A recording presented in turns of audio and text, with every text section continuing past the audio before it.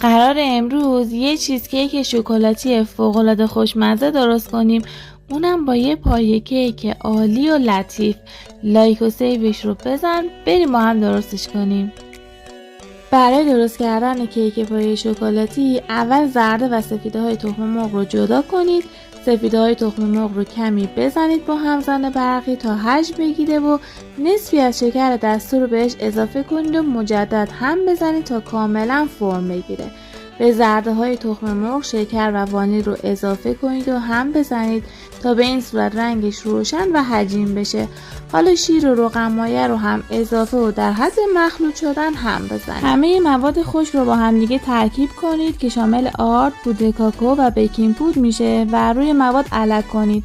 مجدد با همزن بزنید تا این مواد خشک هم کاملا به خورد مواد بره. حالا سفیده تخم مرغ رو کم کم به مواد اضافه کنید و به صورت دورانی و روی هم تا بزنید و به آرومی این کار رو انجام بدید که پف سفیده هاتون نخوابه. در نهایت غلظت مایه کیکمون به این صورت. کف قالب 20 سانتی رو کاغذ روغنی بندازید و مواد کیک رو بریزید داخلش.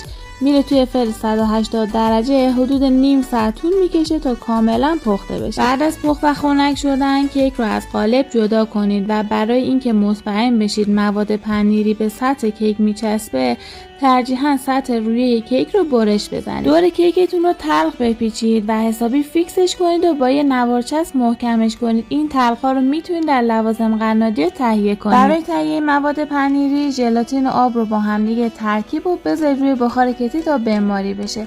شکلات هم داریم که باید بذاریم روی بخار کتری تا ذوب بشه. حالا پنیر خامه‌ای رو به همراه خامه صبحانه، پودر قند و وانیل با همزن برقی شروع کنید به هم زدن. حسابی هم بزنید تا کاملا یک دست بشه. بعد یه قاشق غذاخوری پودر کاکائو بهش اضافه کنید و مجدد با همزن بزنید تا پودر کاکائو هم کاملا ترکیب مواد بشه. تو مرحله بعد ترکیب آب و ژلاتین که بمباری شده به مواد اضافه میکنیم که البته باید کمی از گرما افتاده باشه. هم میذاریم تا یک دست بشه و در نهایت هم شکلات ذوب شده رو اضافه و خیلی سریع هم میزنیم تا ترکیب شکلاتیمون آماده بشه به این صورت که توی تصویر میبینید. کیک شکلاتی رو ترجیحاً مرطوب کنید که من با ترکیب شیر و نسکافه این کار رو انجام دادم.